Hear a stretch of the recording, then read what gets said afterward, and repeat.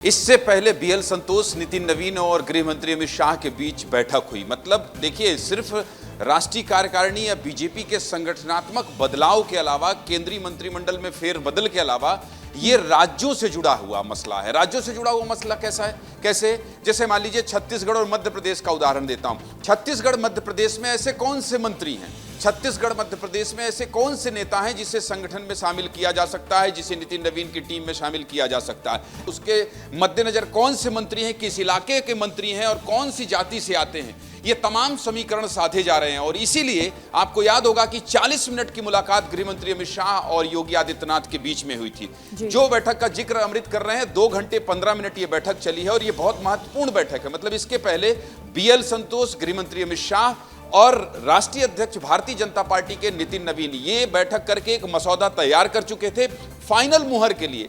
Final मुहर के लिए ये प्रधानमंत्री के साथ 2 घंटे 15 मिनट की कल रात बैठक चली है। भारतीय जनता पार्टी में बहुत बड़ा बदलाव होने वाला है। किस तरह से बदलाव होने वाला है, उस बदलाव को अगर समझना है तो नरोत्तम मिश्रा का टिकट कटना समझना होगा।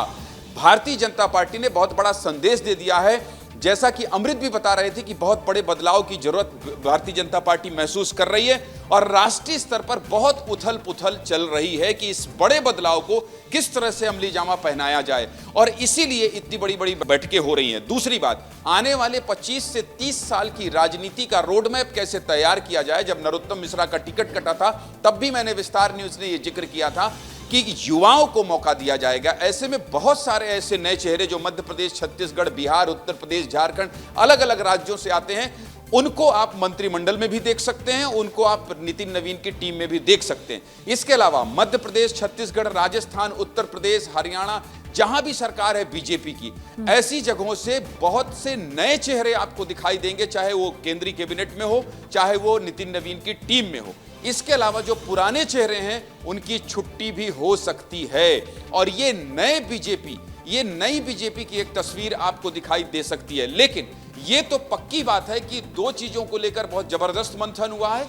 नितिन नवीन के जो टीम है उसमें कौन कौन शामिल होगा, किस किस राज्य से। मैं बार बार इसको इसलिए जोर देकर कह रहा हूं कि कई राज्यों से ऐसे चेहरे आएंगे जो कि अंदाजा भी लोग नहीं लगा सकते, क्योंकि वो बड़े पद पर हैं। अभी नाम लेना ठीक नहीं होगा क्योंकि बीजेपी में सूत्र हमेशा गलत होते हैं। ऐसे में कई बड़े पद पर बैठे हुए लोग हो सकता है नितिन नवीन की टीम में दिखाई दें या तो फिर केंद्रीय कैबिनेट में दिखाई दें। बहुत बड़े बदलाव की तरफ भारतीय जनता पार्टी बढ़ गई है और बहुत से ऐसे चेहरे हैं, मैं फिर कह रहा हूं, बहुत से ऐसे चेहरे हैं केंद्रीय मंत्रिमंडल में जो सीनियर हैं, उसमें भी बदलाव होने की बात कही जा रही है।